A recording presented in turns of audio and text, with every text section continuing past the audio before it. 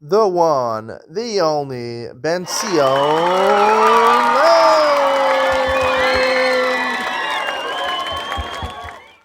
Good morning and welcome to Yeshiva YouTube Daily Double. Our first day of only exclusively doing Maseches Yoma. We started Yoma Masechta. We're doing Maseches Yoma Perek Aleph, Mishnayos Beis and Gimel. Mishnah Beis says, "Kol Shivas Yamim Hu Zorik Es Adam." All 7 days that they set aside the Kohen Gadol to prepare himself for Avodas Yom Kippurim. He would throw the blood of the Korban Tamid in order to familiarize himself with Avodah. Makdir Esak Torres. Umeitev Neros, he would bring the Torres every day, and he would clean out the candles, the Neros, in the base of Migdash from the menorah. He would probably light it also. Makdir Es Harosh Es Haregel. When they brought up the Tamidin, the Korban Tamid, there was different parts of the animal. It was an olah. Most of the animal went on the mizbeach.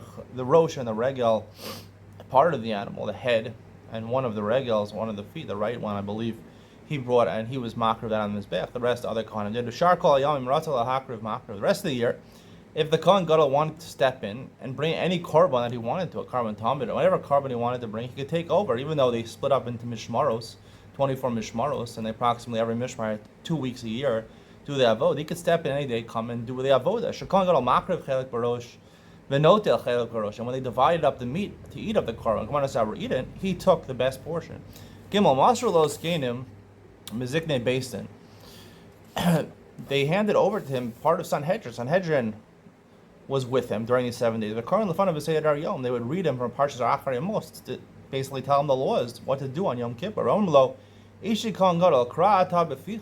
you should read it yourself, Shema Shakachta or Shema Lolamata. Maybe you forgot it, or maybe you never learned it, or never learned it. The Mefarshim talk about, the commentators point out that this is especially relevant to Bayis Sheni, where a lot of the Kohanim Gdolim were actually not Talmidei Chacham, they didn't know the halachas, and they just were close to the government, right? A lot of, during the second base of Migdash, Israel was not self-dependent. They were ruled by Greeks and Romans at certain times, so people paid the most money, became a Kohen Gadol.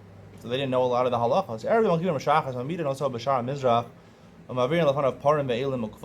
They would pass by him, Erev Yom Kippur in the morning.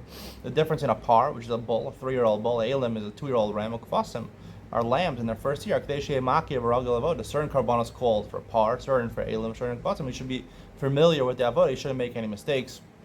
That's the conclusion of today's share. Stay tuned for Iyon Mitzion, where I discuss why is the Kohen Gadol called a Kohen Gadol? What makes him the Kohen Gadol?